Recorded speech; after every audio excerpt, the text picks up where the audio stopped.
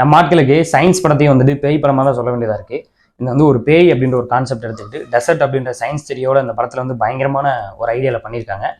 First film டேரக்டர்னு நினைக்கிறேன். சின்ன பட்ஜெட்டில் ரொம்ப அழகாக அவருடைய ஸ்கிரிப்டை வந்து டெலிவரி பண்ணியிருக்காரு. காளி வெங்கட் இந்த படத்தில் வந்து ஒரு எமோஷனலான ஒரு கேரக்டர் பண்ணியிருக்காரு. செம்ம சூப்பர் அதில் வந்துட்டு ஒர்க் ஆயிருக்கு. இதனுடைய ஒரு பெரிய பங்களிப்பு வந்து பார்த்தீங்கன்னா அவரோட ஆக்டிங் தான். மிச்ச கேரக்டர்ஸ் எல்லாமே வந்து பார்த்தீங்கன்னா ட்ராமாவுக்கு ஹெல்ப் பண்ணியிருக்காங்க. ஆனால் இந்த ஒரு கேரக்டர் தான் படத்தை வந்து பயங்கரமாக தூக்கி பிடிச்சிருச்சு அப்படின்னு சொல்லலாம். இதனுடைய ஸ்க்ரீன் பிளே ரொம்ப தெளிவாக அழகாக நேரத்தை எழுதப்பட்டிருக்கு. கொஞ்சம் மிஸ் ஆயிருந்தாலும் கண்டிப்பாக வந்து மண்டையை சொருவிக்கக்கூடிய ஒரு படமாக இருந்திருக்கும். இந்த படத்தை சிவகார்த்திகேயன் வந்து ஒரு ப்ரொடியூசராக அதில் வந்து ப்ரொடியூஸ் பண்ணியிருக்காரு. G5 தான் அந்த படம் வந்து அவைலபிள் இருக்குது. ஹவுஸ்மேட் அப்படின்ற படம் தான் இந்த படம்.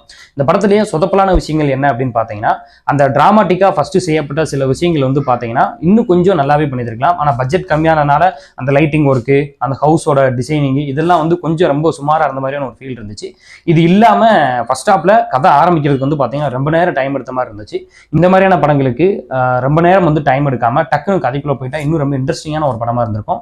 அது பட்ஜெட் கம்மியா இல்ல ஒரு ரைட்டிங் ப்ராசஸ் இப்படியா அப்படின்னு எனக்கு தெரியல. சினிமால டைரக்டர்ஸ் வந்து பாத்தீங்கன்னா புதுசா கண்டென்ட்ல படம் பண்றது ஒரு சர்ப்ரைஸான ஒரு ஃபேக்டா இருக்கு. G5 இந்த படம் வந்து அவைலபிள் இருக்கு. எல்லாரும் பாருங்க. நன்றி, வணக்கம்.